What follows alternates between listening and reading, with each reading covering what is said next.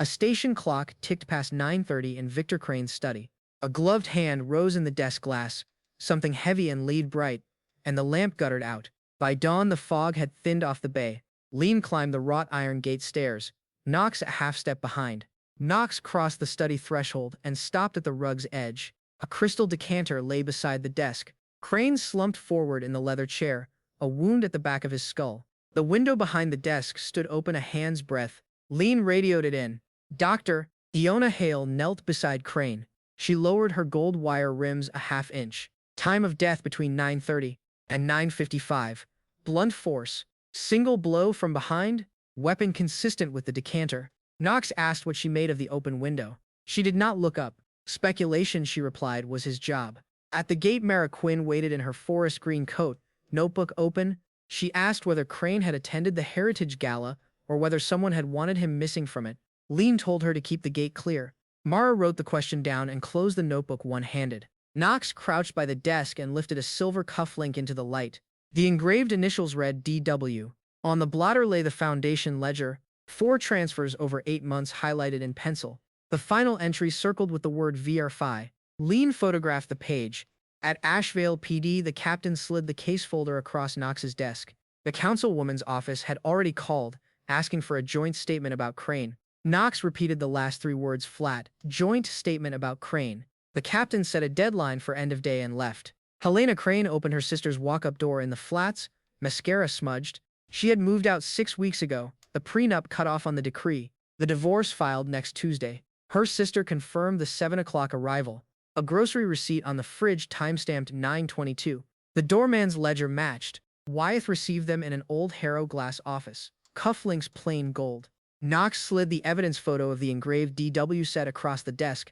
Wyeth had never owned that pair. Crane had once joked about commissioning a peace offering after the Heritage Hall bid. A valet placed him at the estate all evening. Back in Crane's bedroom closet, Nox pulled a black velvet gift box from a drawer. Tissue still folded. A card in Crane's handwriting addressed to Dominic. Inside, a single silver cufflink, monogram DW. The cufflink at the scene was Crane's own unsent gift. The Wyeth lead was dead. Thomas Ives met them in the foundation lobby in last night's tuxedo shirt untucked. He had attended on Crane's behalf, mingled at the donor table, sat for the keynote. On the broadcast screens, the councilwoman had been everywhere.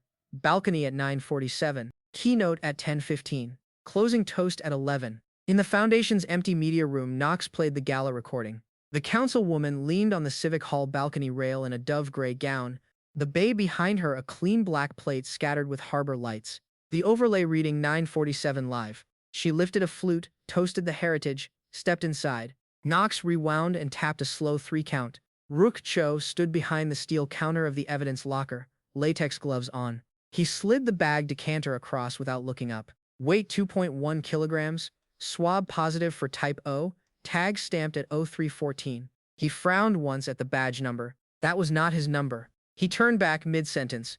Leen worked the study window with a penlight. Exterior paint on the sill unbroken, no pry marks, no fiber on the runner. Interior sill dust undisturbed at both corners, the center smudged by a single bare finger. Open from inside to air the room, she said. Not climbed through. The window theory was dead. The councilwoman received them in her terrace's gallery home, sparkling water on a marble side table. She called Crane a dear colleague and offered measured condolences. She had been on every screen from 8 until midnight. Her press office could send the full broadcast. Nox thanked her, turned the signet ring once, left. Fog climbs the plaza. The clock reads 9:43. At HQ, Nox wrote out a records request for the Coast Guard harbor visibility log, dated it, slid it to Leen. Fog visibility, minute by minute from 8 onward. Leen read the request and carried it upstairs. On the way, she passed the captain's open door and heard him end a call mid-sentence. Mara Quinn caught Nox on the HQ steps at dusk, notebook open. A gala caterer off record had seen the councilwoman leave through a side service door at 9:30 in a long dark coat over the dove-gray gown. She had returned within the hour. Mara would not name the caterer. She gave Nox until tomorrow's paper. The captain took a call in the hallway, shoulder to the wall. When he returned, he rested a hand on Nox's desk and ordered a stand down on the councilwoman until something firmer than a press rumor surfaced. Nox repeated the last 3 words flat.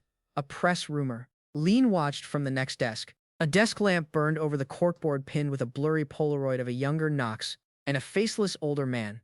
The Coast Guard harbor log printed line by line, 2000 clear, 2130 thin fog, 2143 dense fog, 2146 bay visibility 0. Nox played the balcony clip again. 947. The rail, a clean black bay. He did not move. Leen dropped a cold storage locker log printout on Nox's desk, a yellow highlight across one line. Access at 0314 the morning of the murder. The officer field left as a dash. Someone had been in the locker before the decanter tag was stamped. Nox read the line once, turned the watch face in. Minutes don't lie. People do. Nox and Leen stood on the empty Civic Hall balcony at noon. He counted steps from the podium to the service door, timed it on his watch, then drove the terraces boulevard to Crane's Gate. 8 minutes out, 10 inside, 8 back, 3 to change. 29-minute round trip. In the broadcast truck, the tech ran the 947 balcony cut at half speed. Nox asked whether a pre-recorded spool could have been swapped into the live mix. The tech confirmed a loop would go unnoticed. The control room had logged a source change at 9:45. The tech printed the log. Nox froze the balcony frame and stepped close. The bay carried a long, low gleam from the west, the shadow of the Civic Hall flagpole falling east across the rail. He pulled up a sun chart. The angle matched 4:15 in the afternoon, not 9:47 at night. Leen in the doorway nodded once. At Crane's study, Nox spread the foundation ledger under a fresh lamp. 4 transfers over 8 months out of the Heritage operating account, routed into a holding vehicle registered to a terrace's address that matched the councilwoman's gallery home. The final entry, circled with the word Virai Bois, had been due to be flagged at the Friday board meeting. In the cold fluorescence of the evidence corridor, Leen laid out 3 pages.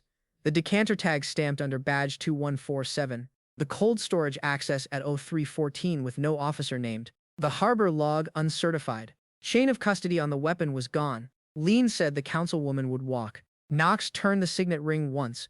Crane died between 9:30 and 9:55. Helena cleared on the doorman's ledger.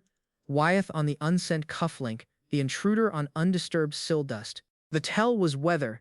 The harbor log showed dense fog by 46. Yet the balcony clip showed a clean black bay. Pre-recorded in afternoon light, looped into the mix. Iris Marlowe drove the boulevard, struck with the decanter, returned for her keynote. She killed Crane. At dawn, the captain pushed the case file back across his desk. The decanter tag's badge matched no active officer. The harbor log was not department certified. The broadcast text source change note dismissed as hearsay. The DA would not file. Leen did not look at the captain. Marlowe walked. The gala after-party ran late into the second night, chandeliers low. Nox found Marlowe at the rail with a flute and said Crane's name. Her face stayed perfectly still. She set the flute down, let something small fall from her clutch near the fountain, walked. Nox picked it up, a matchbook, silver monogram IH. He pocketed it. Leen stayed late in the evidence room with the decanter tag under a magnifier. The badge number read 2147. She ran it against the active roster, the retired list, the academy rolls. Nothing matched. She pulled the cold storage access log from her drawer, laid it next to the tag, 0314. She looked once toward the captain's empty office. Nox sat at his apartment desk, the television low behind him. The councilwoman announcing a new initiative to soft applause. On the corkboard, a blurry Polaroid, the Coast Guard log, a gala, still of the rail, a fresh silver IH matchbook. He turned the signet ring once, the watch face in, a badge number that wasn't hers. The horn cycled,